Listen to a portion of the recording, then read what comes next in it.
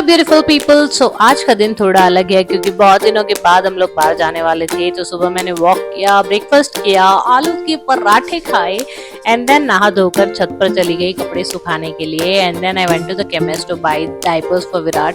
वो नॉर्मली पहनता नहीं है बट बाहर जाते समय वॉशरूम का क्या सीन्स होता है पता नहीं रहता, तो आई मेक हिम वेयर। फिर सब रेडी होकर मैं तीनों बच्चों को लेकर निकल गई नागरत्नम्मा क्रिकेट स्टेडियम बिकॉज मेरे नेफ्यूज का मैच था एंड हमें उन्हें चीयर करने के लिए जाना ही था। They were playing for PCL Patidar cricket league, तो we had to go there. And ये जो स्टेडियम है वो मेरे कॉलेज के थोड़ा आगे पड़ता है, तो we had to go through the same route as my college. Such a nostalgic feeling, इतना अच्छा लगा क्योंकि वही रास्ते जहाँ पे आपने फन किया, मस्ती किया, बंक मार के आपने जो वहाँ पे मस्तियाँ की होती है वो सारी यादें ताज़ा हो गई। Such a great feeling. And then we reached यहाँ पे स्टेडियम। ये जो मैच है वो 2 दिन का था एंड हम लोग फर्स्ट डे के फर्स्ट हाफ पर ही गए थे क्योंकि 10:30 को ध्यान का मैच था एंड कोई भी नहीं था, सिर्फ और सिर्फ प्लेयर्स थे। तो एक तरह बोर भी लग रहा था क्योंकि क्रिकेट में ऑडियंस के बिना देखने का क्या ही मजा होता है। बट देन हाँ, बच्चों के लिए अच्छा था क्योंकि पूरा खुला मैदान था, they were playing, so it was a nice thing. My sister along with her co-sisters came to the stadium at around 11:30. As I told you, my nephews were playing. That was because मेरी दीदी जो रहती है वो उनकी 3 जेठानियाँ हैं उनकी family में एंड टोटली 9 बच्चे हैं एंड 9 की 9 मुझे अपनी मासी बुलाते हैं और they treat me like their own मासी। तो आई ऑलवेज से मेरे 9 भांजे भांजियाँ हैं। Nice feeling actually. And then यहाँ पे Virat is very much close to his मासी का बेटा ध्यान, तो वो उसका गोद ही नहीं छोड़ रहा था। उसको मैच था, वो खेलने भी नहीं दे रहा था। But then we had to let him go because उसका मैच था and then we went to have our lunch, yummy lunch and both the kids love the appalam. तो बहुत मजा आया उन लोगों को भी खाना खाकर।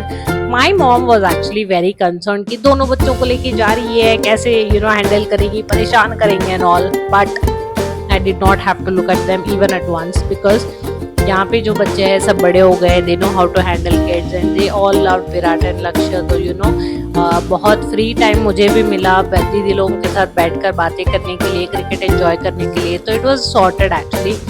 हियर आई एंड ध्यान डिसाइडेड कि थोड़ा आगे जाके बैठते हैं, थोड़ा क्रिकेट की बातें करते हैं because I understand cricket a little bit because मैं बहुत खेली हूँ क्रिकेट एंड उसे आई थॉट कि बैठ के हम लोग बात करते हैं। But Virat did not want me to sit alone, तो वो भी आ गया। And then I am actually very cautious when it comes to taking videos in public, but yeah I have chosen the path. तो मुझे सीखना पड़ेगा ये सारी चीज़ें एंड आई थिंक मुझे मेरे बच्चों से ही सीखना पड़ेगा because both my kids are very camera friendly. उनको बिल्कुल शर्म नहीं आती है, उनको they are not cautious at all. उनको मज़ा आता है कैमरा के सामने पोज करना या वीडियोज़ लेना, they actually love it.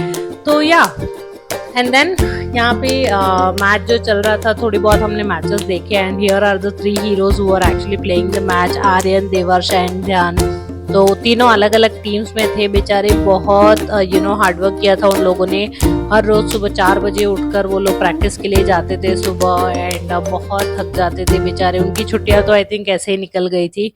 But nice thing because I think when you are young you should play a sport. That is what molds you as a better person because sports teach you discipline. It's a nice thing that they were playing and my son is very extrovert. वो किसी से भी कहीं पे भी जाके बात कर लेता है and here वो सिक्योरिटी गार्ड अंकल को क्लास दे रहा था।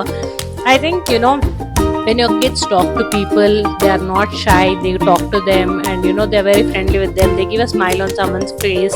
It's a nice thing because you are raising them right when your kids are making someone smile. So yeah, घर पहुंचकर तीनों बच्चों को सुलाकर मुझे मार्केट में काम था तो मैं निकल गई थी। मुझे एक्चुअली ब्लाउजेस पे वर्क कराना था, एम्ब्रॉयडरी वर्क, तो मैं बुटीक चली गई थी ये सारा काम कराने के लिए। एंड देन बच्चे बोल रहे थे पास्ता खाना है, तो I had to get sausage and थोड़ा बहुत सब्जियां एंड ऑल दैट, तो वो लेने चली गई।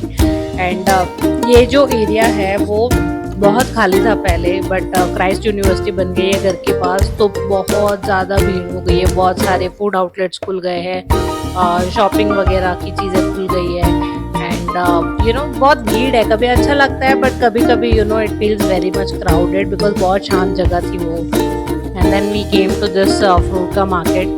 फ्रूट्स वगैरह थोड़े लेने थे बच्चों के लिए, वो सब ले लिया। आई रियली लाइक प्लम्स, उसे हम लोग ना ऊटी एप्पल बोलते थे पहले, बट अभी पता नहीं उसको क्या ही अलग नाम लेके वो लोग बुलाते हैं। बट या देन शाम को भैया लेके बच्चों को निकल गया और मैं सो गई।